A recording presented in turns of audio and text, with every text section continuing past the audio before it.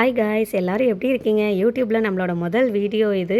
அதனால் சாமி கும்பிட்டு மங்களகரமாக ஸ்டார்ட் பண்ணுறோம். இதுதான் நம்ம பூஜா செல்ஃப். ரொம்ப சிம்பிளாக தான் இருக்கும். சாமி கும்பிட்டு அடுத்து சமையலை தொடங்கியாச்சு.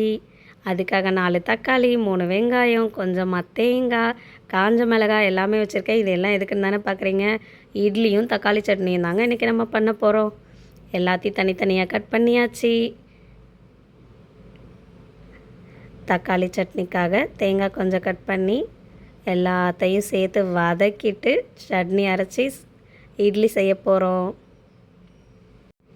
வெயில் காலம் வந்தாலும் வந்துச்சு, நம்மளால் இந்த கிச்சனில் நிற்கவே முடியலடா சாமி.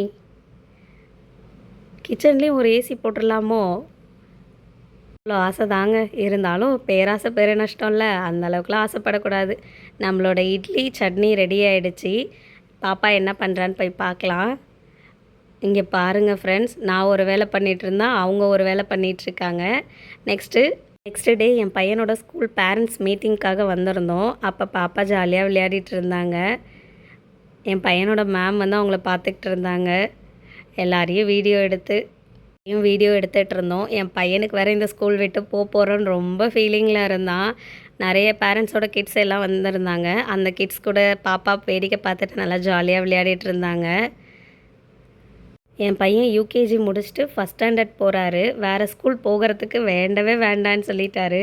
இந்த ஸ்கூல்லே திரும்பவே என்னை சேர்த்து விட்டுருமா அப்படின்ற மாதிரி ரொம்ப சோகமாக இருந்தார். அப்புறம் அவனை வந்து இன்னொரு பையன் வந்து சிரிப்பு காட்டிகிட்டு இருந்தான். மீட்டிங் எல்லாம் முடிஞ்சு வந்து படுத்து தூங்கிட்டு ஈவினிங்காக ஸ்நாக்ஸ் செய்ய ஸ்டார்ட் பண்ணியாச்சு. ஃபஸ்ட்டு வீடியோன்றதுனால கொஞ்சம் குளருது, சாரி.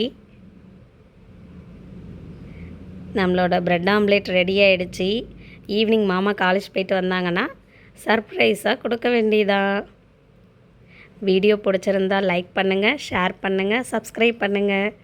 என்னோடய முதல் வீடியோ இது. ஏதாவது குளறுபடி இருந்துச்சுன்னா மன்னிச்சிடுங்க மக்களே.